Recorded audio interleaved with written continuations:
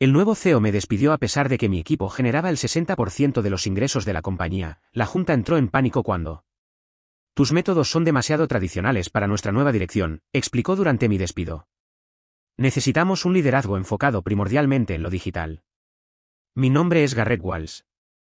Durante 15 años, dirigí la división de ventas del Medio Oeste de Oakleaf Publishing en Indianápolis. Construí ese equipo desde cero, convirtiendo un territorio con dificultades en el principal generador de ingresos de la compañía. No utilicé software sofisticado ni algoritmos, solo relaciones, apretones de manos y saber qué editores necesitaban qué.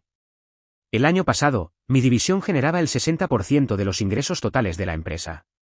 No es que nadie a nivel ejecutivo pareciera notarlo hasta que los informes trimestrales aterrizaban en sus escritorios. Cuando Verónica Bennett asumió el cargo de directora general, CEO, hace 6 meses, llegó con presentaciones de PowerPoint y consultores en trajes caros. Cada reunión giraba en torno a la transformación digital y la disrupción del modelo editorial tradicional. Nunca había trabajado en el sector editorial antes, venía de alguna empresa tecnológica en San Francisco. Pero a la junta directiva le encantó su visión. Mantuve un perfil bajo, seguí entregando resultados, pero podía sentir sus ojos sobre mí durante las reuniones de liderazgo. Yo era el director de mayor edad allí, el único que todavía mantenía una agenda física y visitaba a los clientes en persona en lugar de programar llamadas de Zoom. La citación llegó un lunes por la mañana.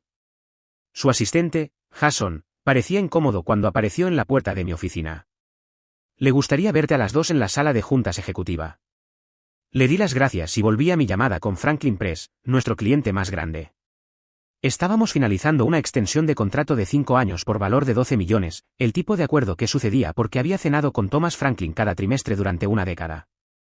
La sala de juntas había sido rediseñada desde la llegada de Verónica, paredes de cristal, muebles minimalistas, una enorme pantalla digital donde solía estar la mesa de conferencias tradicional. 3 personas esperaban, Verónica, Jason y alguien de recursos humanos que no reconocí. Supe lo que venía antes de que hablara. Garrett, gracias por todo lo que has hecho por Oakleaf, comenzó, con las manos entrelazadas sobre la mesa. Pero hemos decidido tomar una dirección diferente con el liderazgo. Escuché en silencio mientras explicaba cómo mis métodos estaban obsoletos, cómo necesitaban a alguien más alineado con su enfoque digital primero, alguien más joven, aunque evitó cuidadosamente decir esa parte en voz alta. Le agradecí la oportunidad, le di la mano y salí sin discutir. 15 años terminaron en una reunión de 15 minutos. Lo que Verónica no entendía era que en la edición, especialmente con las antiguas casas editoriales establecidas que constituían el 80% de nuestro negocio, la confianza no se construía a través de algoritmos o campañas de correo electrónico. Vacié mi escritorio mientras el resto del equipo estaba almorzando. Sin despedidas, sin escenas, solo dignidad silenciosa. Pero cuando llegué a mi coche, me quedé sentado allí durante mucho tiempo, mirando mi teléfono. 3 llamadas perdidas de Thomas Franklin. Ya se había enterado. Comencé en Oakleaf cuando todavía se llamaba Midwestern Literary Partners. Una operación pequeña entonces, solo 20 empleados y un puñado de clientes regionales. Había venido de Heritage Books después de que fueran comprados por una de las grandes casas de Nueva York. Había renunciado a una oficina de esquina y un salario de 6 cifras porque odiaba lo que la edición corporativa le estaba haciendo a la industria. Robert Oakenlight me contrató personalmente. No necesitamos a alguien que sepa hacer números, había dicho. Necesitamos a alguien que entienda que los libros todavía los hacen personas a las que les importa lo que hay entre las cubiertas. Durante los primeros 5 años, reconstruí la división desde cero, recorrí 70.000 millas en mi coche visitando a cada editor independiente entre Ohio y Nebraska. Sabía los nombres de sus cónyuges, sus hijos. Fui a bodas, funerales, fiestas de jubilación. No porque fuera estratégico, sino porque así éramos nosotros. Para cuando Robert se jubiló y su hijo William asumió el control, habíamos crecido un 400%. William entendía el negocio, incluso si estaba más interesado en los números que su padre. Me dejó tranquilo para dirigir las cosas a mi manera. Hace 3 años, cuando la Junta comenzó a hablar de traer liderazgo externo para modernizar las operaciones, William luchó contra ellos. Pero cuando el cáncer se lo llevó el año pasado a los 58, no quedó nadie para defender las viejas formas. Las grietas comenzaron a aparecer incluso antes de que Verónica fuera contratada. Reuniones de la Junta donde la palabra anticuado seguía apareciendo. Preguntas sobre por qué nuestro equipo no había aprovechado las redes sociales o implementado la optimización del CRM. Jacob, mi subdirector, a quien había estado preparando para tomar el relevo algún día, comenzó a recibir invitaciones a reuniones de estrategia en las que yo no estaba incluido. Me informaba, incómodo con su nueva posición de mensajero. Están hablando de reestructurar, me dijo hace 6 meses. Crear un equipo de ventas digital separado de los canales tradicionales. Debería haberlo visto venir. Debería haberme dado cuenta cuando contrataron a 3 nuevos especialistas en engagement digital y los pusieron en mi equipo sin consultarme. O cuando comenzaron a reasignar a mis clientes de largo plazo al nuevo equipo sin explicación. Thomas Franklin me había llamado personalmente cuando le quitaron su cuenta. Un chico me llamó hoy, había dicho. Me dijo que era mi nuevo gerente de cuenta. Dijo que estaban optimizando su interfaz de cliente o algo así. ¿Qué está pasando ahí, Garrett? Solo una reorganización, le dije. Nada de qué preocuparse. Pero estaba preocupado. Simplemente no sabía cómo pelear una batalla cuando no entendía las armas que se usaban en mi contra. El día después de mi despido, me senté en la oficina de mi casa, mirando mi teléfono. 17 llamadas perdidas, 32 mensajes de texto, 6 correos electrónicos marcados como urgentes. Todos de clientes y contactos de la industria que se habían enterado de la noticia. Todavía no se lo había contado a nadie, ni siquiera a mi esposa Catherine, que estaba visitando a nuestra hija en Columbus. Quería procesarlos solo primero. La llamada que finalmente me hizo contestar vino de Thomas Franklin. ¿Qué demonios pasó?, exigió, saltándose cualquier saludo. Van en una nueva dirección, dije, repitiendo la línea corporativa. Thomas escupió, tú asterisco eres asterisco esa compañía para la mayoría de nosotros. ¿Entienden eso? No respondí. Me reuní con ese tipo nuevo ayer, continuó. Drew, o como se llame. Pasó 40 minutos mostrándome análisis y métricas de engagement. Ni una sola vez preguntó por nuestro nuevo sello de ficción histórica, el que te dije que era decisivo para nosotros este año.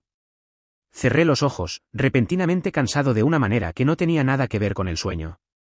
¿Lo resolverán, Thomas? No, no lo harán, replicó. Porque la gente así nunca se molesta en aprender lo que importa. Simplemente imponen su sistema y esperan que todos se adapten.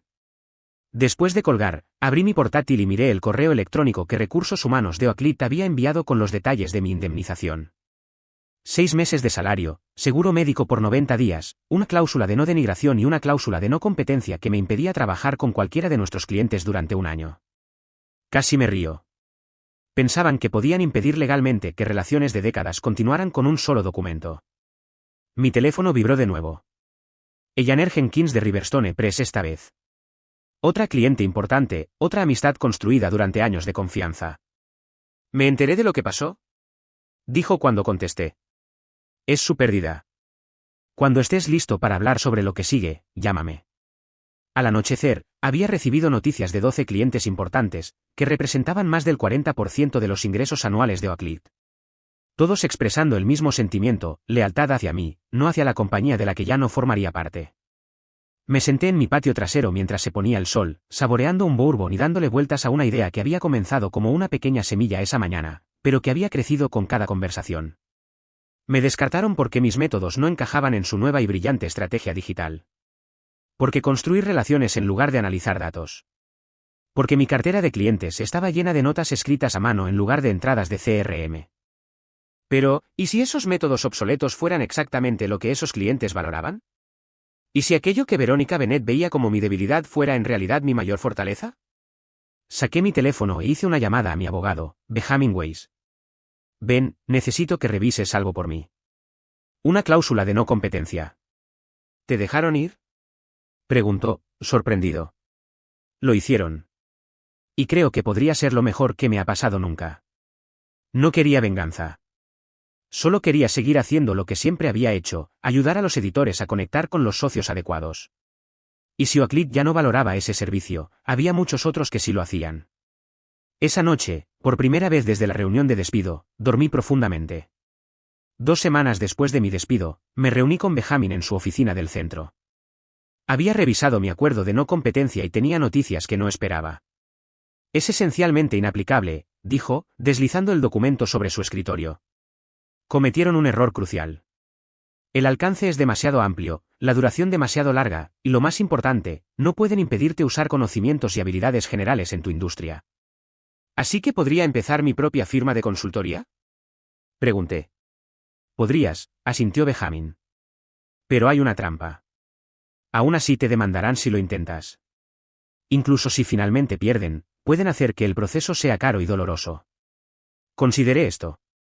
Oaklead tenía mucho dinero y una junta que no dudaría en usarlo contra una amenaza percibida. ¿Y si no contacto directamente a ningún cliente? Pregunté. ¿Y si simplemente me vuelvo disponible? Benjamin sonrió.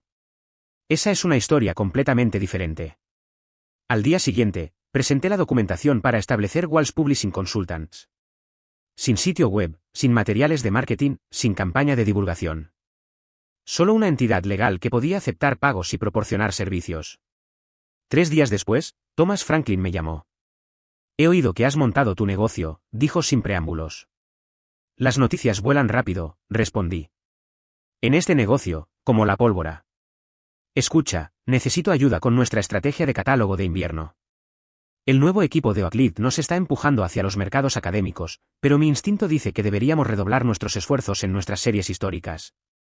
Necesito a alguien que entienda tanto los números como a los lectores.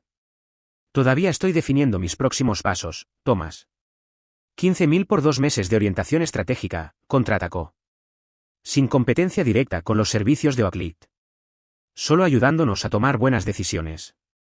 Era una oferta generosa y cuidadosamente estructurada para evitar un conflicto directo con mi cláusula de no competencia. Pero aún así, dudé. Necesito pensarlo. No pienses demasiado, dijo Thomas. Tomaremos decisiones la próxima semana. Después de colgar, recibí una llamada inesperada de Jacob, mi antiguo subdirector. ¿Podemos vernos?, preguntó, su voz baja. No en la oficina. En algún lugar tranquilo. Acordamos vernos en una pequeña cafetería cerca de Agle Creek Park, lejos del centro y de la escena editorial. Jacob parecía nervioso cuando llegó, mirando constantemente por encima del hombro. Está mal, dijo una vez que aseguramos una mesa en la esquina. Me ascendieron a tu puesto, pero solo soy una figura decorativa. Todas las decisiones reales provienen del nuevo equipo digital. Eso no es sorprendente, respondí. No, no entiendes. Están desmantelando sistemáticamente todo lo que construiste. Han reasignado todas tus cuentas principales al equipo digital. Están implementando un sistema CRM obligatorio que ninguno de los representantes de ventas más antiguos puede manejar.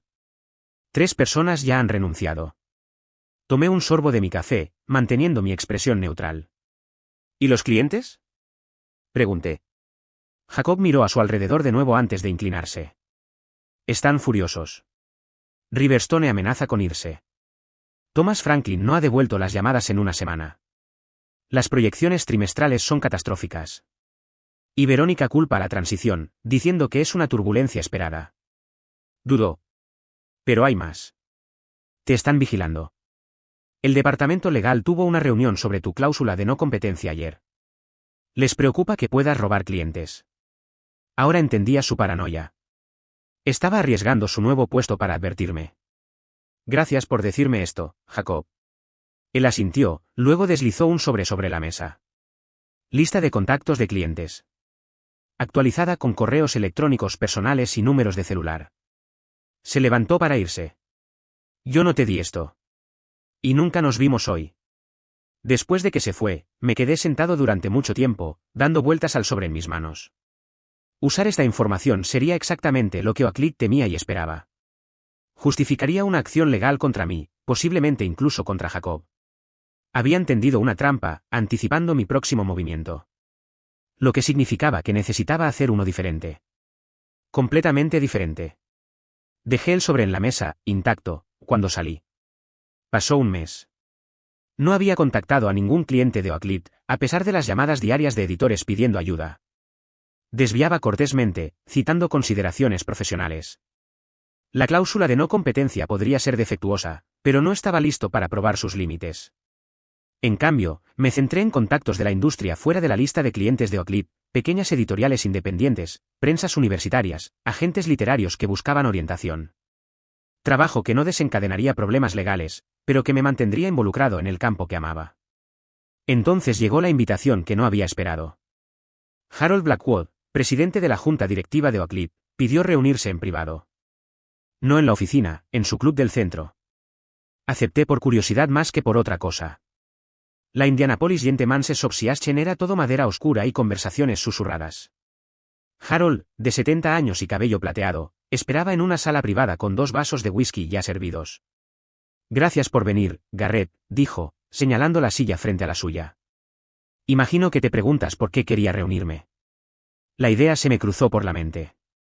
Empujó uno de los vasos hacia mí. Las cosas en Oakland no van como se esperaba. Tomé un pequeño sorbo, sin decir nada. Los ingresos han bajado un 38% este trimestre, continuó Harold. La retención de clientes ha caído a su punto más bajo en la historia de la compañía. La iniciativa digital que se suponía transformaría nuestro modelo de negocio, en cambio, ha alienado a nuestra base de clientes principal. Eso es desafortunado, respondí, neutralmente. Harold me estudió. No pareces sorprendido. La edición es un negocio de relaciones. Siempre lo ha sido. Así estoy aprendiendo, se inclinó hacia adelante. La Junta está preocupada por el liderazgo de Verónica. Sus estrategias pueden haber funcionado en tecnología, pero la edición opera de manera diferente. ¿Por qué me dices esto? Porque nos gustaría que volvieras. Como director de ingresos, Chief Revenue Officer. Por encima de Verónica en la jerarquía. Lo miré fijamente, procesando la oferta. ¿Qué hay de mi reemplazo? Jacob es un buen hombre, pero no tiene tus relaciones con los clientes ni tu conocimiento de la industria. ¿Y Verónica? ¿Aceptaría este arreglo? La expresión de Harold se endureció. No tendría elección. Las piezas se encajaron de repente. Esto no se trata de los ingresos de este trimestre, ¿verdad? Esto se ha estado gestando durante más tiempo. Harold suspiró, la fachada resquebrajándose. Verónica fue una contratación de William. Su última decisión importante antes de que su enfermedad se volviera inmanejable. La Junta tenía reservas, pero cedimos ante él por respeto. Después de su fallecimiento, le dimos la oportunidad de demostrar su valía. No lo ha hecho. ¿Y mi despido? No fue aprobado por la Junta. Fuimos informados después del hecho. Al igual que varios otros cambios organizativos significativos. Me recliné, comprendiendo ahora el panorama completo. Verónica había estado eliminando a la gente de William, reemplazándola con la suya. Mi despido no fue por la transformación digital, fue por eliminar a cualquiera leal al liderazgo anterior. La oferta es generosa, continuó Harold. El doble de tu salario anterior. Control total de ventas y relaciones con clientes. Y el respaldo total de la Junta para reconstruir tu equipo. Era todo lo que debería haber querido. Vindicación. Poder. Seguridad. Necesito tiempo para considerarlo, dije. Por supuesto. Pero no tardes mucho. La situación se está deteriorando rápidamente. En el camino a casa, le di vueltas a la conversación en mi mente. La Junta no solo se había dado cuenta de que habían cometido un error con mi despido, sabían que estaba mal desde el principio, pero les había faltado el coraje para detenerlo. Ahora que estaba afectando sus resultados finales, de repente me querían de vuelta. Y había algo más. Algo que Harold no había dicho explícitamente, pero que yo había entendido de todos modos. Querían que yo fuera el verdugo. Que volviera y desmantelara todo lo que Verónica había construido. Y, finalmente, a la propia Verónica. No me querían por mis habilidades de relación, me querían por mi lista de clientes y la lealtad que conllevaba. La constatación no me enfadó, me dio certeza sobre lo que necesitaba hacer a continuación. Rechacé la oferta de Harold a la mañana siguiente con un breve y educado correo electrónico. Su respuesta llegó en cuestión de minutos, ofreciendo aumentar aún más el paquete de compensación. No respondí. En cambio, hice 3 llamadas telefónicas. La primera fue a Thomas Franklin. Estoy listo para discutir ese acuerdo de consultoría, le dije. Pero me gustaría sugerir un enfoque diferente. Te escucho, dijo. No consultaré exclusivamente para Franklin Press. En cambio, estoy formando un colectivo, un consorcio de editores independientes que comparten recursos, canales de distribución e inteligencia de mercado. Sin contratos a largo plazo, sin burocracia corporativa. Solo editores ayudando a editores, conmigo facilitando las conexiones. Hubo silencio en la línea. ¿A cuántos otros has contactado? A ninguno todavía. Eres la primera llamada. Porque yo era tu cliente más grande. Porque confío en tu juicio, corregí. Si crees que es un modelo viable, seguiré adelante. Si no, me quedaré con la consultoría tradicional. Thomas no dudó. Estoy dentro. Y conozco al menos a otros 5 que también lo estarían.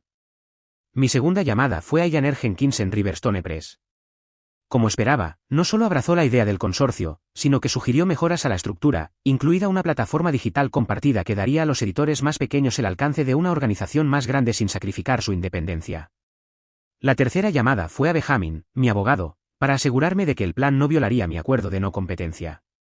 No estás trabajando para sus clientes, confirmó después de escuchar los detalles. Estás creando una entidad completamente nueva a la que sus clientes eligen unirse. Es una distinción sutil, pero legalmente significativa. En 2 semanas, Walsh Publishing Consortium tenía 7 miembros fundadores, todos antiguos clientes de Oakleaf que ya se habían ido o planeaban hacerlo cuando expiraran sus contratos. Cada uno contribuyó a un fondo operativo que cubriría mi salario y la infraestructura básica necesaria. La clave del plan no era solo construir una organización competidora, era crear algo que Oakleaf no pudiera replicar fácilmente, una estructura cooperativa donde los editores mantenían su independencia mientras obtenían los beneficios de los recursos colectivos. Nadie me nombró CEO ni me dio un título elegante. Simplemente era el facilitador, el conector que entendía lo que cada miembro necesitaba y quién podía proporcionarlo. Alquilamos un modesto espacio de oficinas en Broadripple, lejos del distrito de negocios del centro donde se agrupaban Oakleaf y otros editores corporativos. Contraté a 2 miembros del personal, un recién graduado universitario para manejar las comunicaciones y las redes sociales, y un veterano gerente de operaciones editoriales que se había jubilado recientemente pero no estaba listo para dejar de trabajar por completo. La noticia se extendió rápidamente por la unida comunidad editorial. Al final del primer mes, 3 editores más se habían unido al consorcio. Al final del segundo, tuvimos que expandirnos a oficinas más grandes. Tuve cuidado de nunca solicitar directamente a los clientes de Oakleaf. No lo necesitaba. Vinieron a nosotros, atraídos por las historias de éxito que estaban escuchando y las frustraciones que estaban experimentando con el enfoque digital primero que ignoraba las relaciones personales en el corazón de la edición. Jacob llamó una noche a fines de septiembre, 2 meses después de nuestro lanzamiento. «¿Saben lo que estás haciendo?», dijo sin preámbulos. Verónica está furiosa. Está hablando de acciones legales. No hemos violado ningún acuerdo, respondí con calma. Eso no la detendrá de intentarlo. Hizo una pausa. Mañana hay una reunión de la Junta. Resultados trimestrales. Va a ser feo. Eso ya no es mi preocupación, Jacob. Lo sé. Pero, dudo. Pensé que debería saberlo. Y quería preguntar, ¿hay sitio para uno más en tu nueva empresa? He llegado a mi límite aquí. Sonreí para mis adentros. Todo procedía exactamente como lo había anticipado. No porque buscara venganza, sino porque entendía la industria de una manera que Verónica nunca lo haría. Pásate por la oficina mañana, le dije. Hablaremos. La llamada de resultados trimestrales en octubre contó la historia. Los números nunca mienten. Oakleaf Publishing informó una caída del 45% en los ingresos en comparación con el mismo trimestre del año anterior. Sus acciones cayeron un 17% en un solo día. No escuché la llamada yo mismo, estaba en una reunión de estrategia con 15 miembros del consorcio, planeando nuestro enfoque colectivo para la próxima conferencia de la industria en Chicago. Pero Thomas me envió los aspectos más destacados por mensaje de texto, Verónica culpando a la disrupción del mercado y los desafíos de transición. Ninguna mención del elefante en la habitación, que sus clientes más grandes habían abandonado el barco. Más tarde esa tarde, sonó mi teléfono con un número que no reconocí. ¿Es usted Garrett Walsh?, preguntó una voz de mujer. Habla Garrett Walsh. Soy Patricia Harrington, de la junta directiva de Oakleaf. Su tono era seco, formal. Le llamo para informarle que hemos votado para renunciar a su acuerdo de no competencia, con efecto inmediato. También hemos autorizado a nuestro equipo legal a preparar un cese y desistimiento con respecto a lo que consideramos interferencia con nuestras relaciones con los clientes. Esperé, dejando que el silencio se alargara. ¿Tiene alguna respuesta, señor Walsh? Solo una pregunta, dije finalmente. ¿Ha hablado con sus clientes directamente? No a través de gerentes de cuenta o encuestas de satisfacción. ¿Se ha sentado realmente con Thomas Franklin o Eleanor Jenkins y les ha preguntado por qué se fueron? Eso no es relevante para... Es lo único relevante, interrumpí. No se fueron porque yo empecé algo nuevo. Se fueron porque Oakleaf dejó de valorar lo que les importaba. La reunión de la Junta todavía está en sesión, dijo después de un momento. Quizás le interese unirse a nosotros y explicar su perspectiva directamente. Agradezco la invitación, pero estoy en medio de mi propia reunión. con 15 editores que han elegido un camino diferente. Estuvo en silencio tanto tiempo que pensé que la llamada se había cortado. Ya veo, dijo finalmente, y colgó. El cese y desistimiento nunca llegó. 3 días después, la sección de negocios del Indianapolis Star publicó el titular: CEO de Oakleaf dimite en medio de turbulencias financieras. 6 meses después de iniciar el Walsh Publishing Consortium, nos mudamos a oficinas permanentes en un almacén renovado en Fountain Square. 23 editoriales miembro ahora, con una lista de espera de otras que querían unirse. Nos habíamos expandido más allá de Indiana para incluir editoriales pequeñas y medianas de todo el Medio Oeste. La industria se había dado cuenta. Habíamos aparecido en Publishers Weekly y en la sección de negocios del New York Times. La revolución de las relaciones en la edición, lo llamó un titular. No me había propuesto crear un movimiento, solo preservar lo que sabía que funcionaba. Pero a veces, las viejas formas se vuelven revolucionarias de nuevo cuando la gente recuerda por qué importaban en primer lugar. Harold Blackwood llamó un martes por la mañana. Oakleaf tenía un nuevo CEO ahora, ascendido desde dentro, alguien que había estado con la compañía durante décadas. Nos gustaría discutir la posibilidad de que Oakleaf se una a su consorcio, dijo, sin preámbulos. Sonreí para mis adentros. No funciona así, Harold. No estamos adquiriendo miembros de su tamaño. Quizás un acuerdo de asociación entonces. Lo llevaré a nuestro consejo de liderazgo, le dije, aunque ya sabía cuál sería la respuesta. Los editores que se unieron a nosotros lo habían hecho precisamente para escapar del enfoque corporativo que Oakleaf representaba. Después de colgar, caminé por nuestro espacio de oficina abierto. Sin suite ejecutiva para mí, solo un escritorio entre los demás, donde podía ser parte de las conversaciones diarias que nos mantenían conectados con lo que importaba. Jacob levantó la vista de su puesto de trabajo. ¿Todo bien? Perfectamente, asentí. Oakleaf quiere unirse al consorcio. Se rió. Hablando de cerrar el círculo. Más tarde esa tarde, conduje hasta Eagle Creek Park y me senté junto al agua, el mismo lugar donde solía ir a pensar cuando los problemas en Oakleaf parecían abrumadores. Pero hoy no había problemas que resolver, solo una tranquila satisfacción al saber que lo que había construido duraría. No porque fuera revolucionario o disruptivo, sino porque estaba construido sobre algo que nunca cambia realmente, personas confiando en personas que se lo han ganado. A veces, ser despedido es lo mejor que te puede pasar. No porque conduzca a la venganza, sino porque te obliga a construir algo más auténtico que lo que dejaste atrás.